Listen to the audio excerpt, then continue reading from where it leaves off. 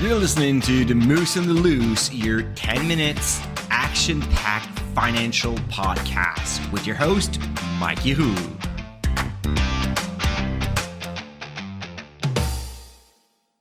Hey, what's up, Market Moose? Mike from The Moose on the Loose. I hope you're doing well today. As you know, all those podcast episodes are also published on my YouTube channel, which is great because it gives you the chance to give me a comment.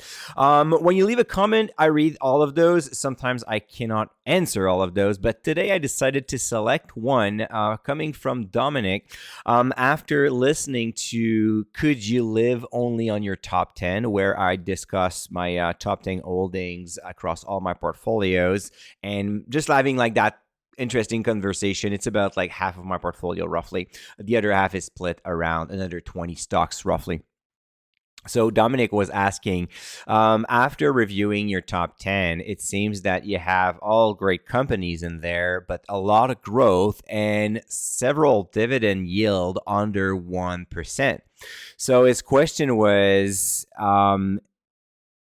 I know that the growth of the company is important, but is it more important that that dividend at some point? So is it like, do you make any difference between like focusing on growth versus the dividend?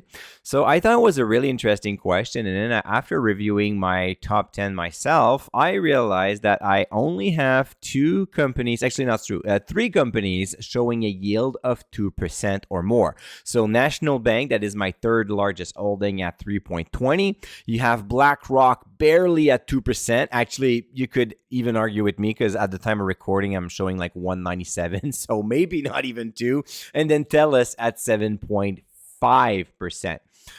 Those are the only three yielding stocks actually above 1%. That's kind of crazy. You have like Kush Dart at 0.89, Visa at 0.76, and Microsoft at 0.80 that are close to 1. But even then, a lot of investors would argue with me that I should quit my moniker, the dividend guy, because I have like very low yield in my portfolio.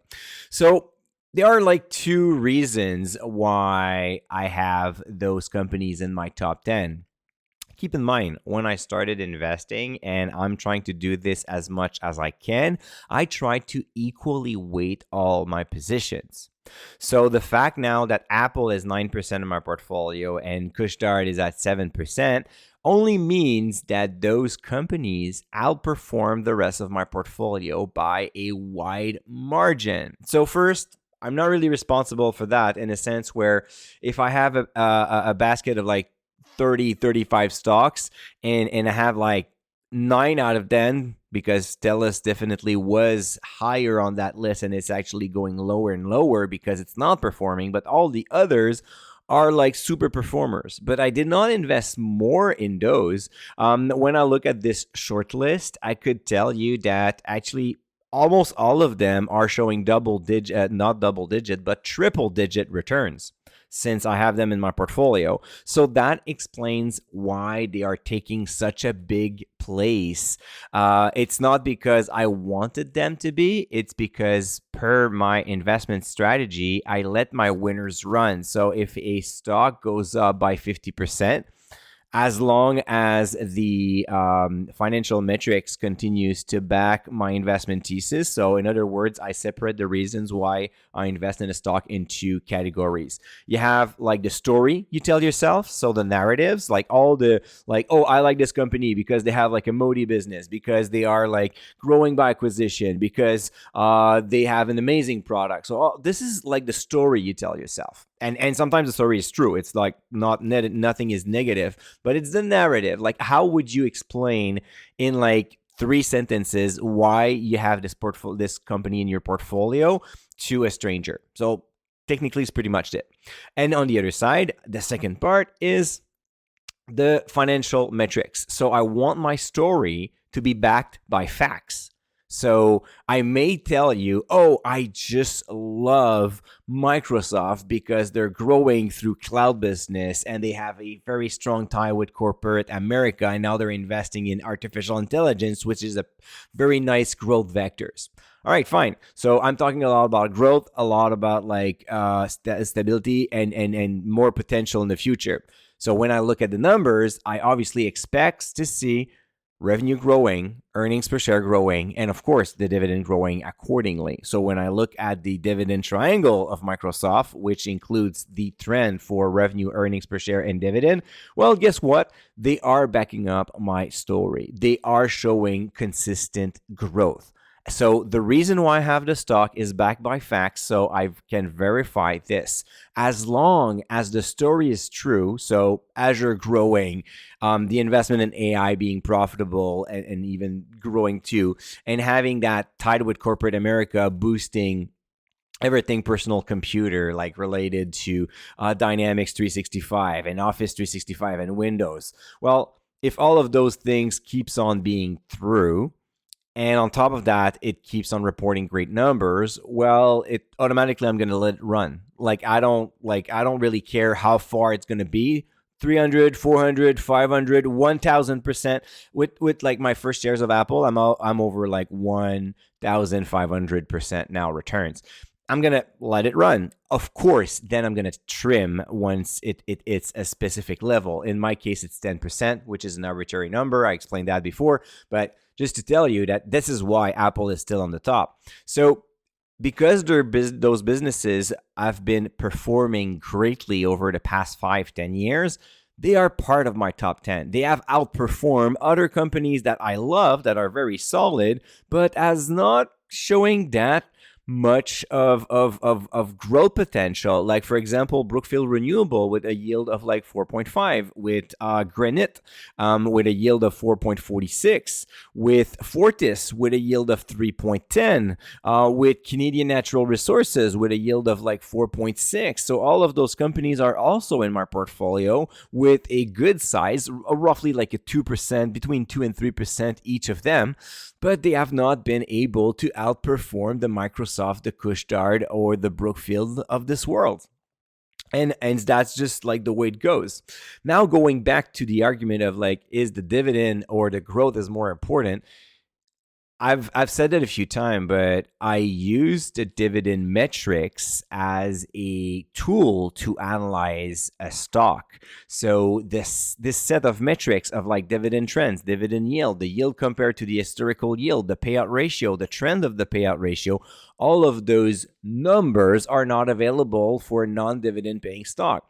And in general, a thriving business will show constant, stable payout ratios, sometimes even diminishing payout ratios. They will show a dividend that keeps on increasing. And when I'm having a hard time to know if it's a good timing or not to buy it, well, I will look at the PE ratio and the current yield versus their average over the past 5 years. So I'm still also basing part of my decision on the dividend metrics there. So the dividend really is a result. It's a proof. It's kind of like, oh, you like that company because it's paying a dividend? Well, if the dividend is stable and doesn't increase, if the payout ratio is increasing or very high, well, then you should use those metrics to tell you maybe your investment thesis is not that great. Maybe you're getting into troubles. Maybe you're going to have a loser in your portfolio in no time. Or ultimately, maybe that company is going to cut their dividend. So the dividend metrics will send you signals and will invite you to investigate it further. Or will send you signals that the company is doing amazingly well and it keeps on growing and being fine. And by using this additional set of metric, it's just like extra information. I see that as like a cheat code when I'm writing my exam to build my portfolio. So I've studied, I have all that information, and then on top of that, I have a superset of new information that comes in only for dividend payers. And this is where I get the most of my information, as the dividend is a result of the company thriving or not. So look at a struggling company. You're going to find a business with high payout ratios, with a high yield, and potentially with a dividend that does not increase anymore. Show me a company that is doing incredibly well, that pays a dividend. Well, technically, the yield will be relatively low. The dividend will continue to increase single digit to double digit. The payout ratio will remain stable. And guess what? You're going to find a whole set of new metrics that are all looking great. So the cash flow will look great. The earnings per share will look great. The revenue will look great.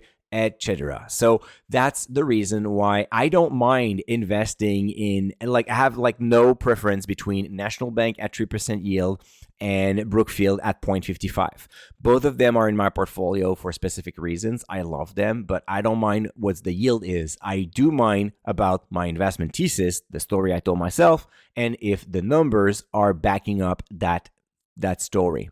So that's it. If you want to know more about that strategy and how I manage my portfolio, and I tend to do exactly the same thing at retirement, I have a webinar this week on Thursday. There's more than 1,100 people that registered to the webinar so far. It's going to be a lot of fun. So you can go to moosemarkets.com/webinar and you're going to be able to register for free. So that's moosemarkets.com/webinar. The webinar is called Dividend Income for Life. So we're going to see you there on Thursday. And if you cannot make it live, well, you will receive the replay if you register.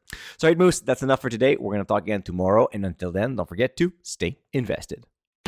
Hey, welcome to the disclaimer. If you're listening to The Moose and the Loose, you cannot really expect me to give you buy or sell recommendation or financial advice, right? You're here for fun, you're here for information and some entertainment. But I am not your financial advisor, I am not your broker, so therefore I'm not liable if you're losing money after listening to the podcast. If you're looking for some advice, go see a professional. If not, you can enjoy this show and do your due diligence after it.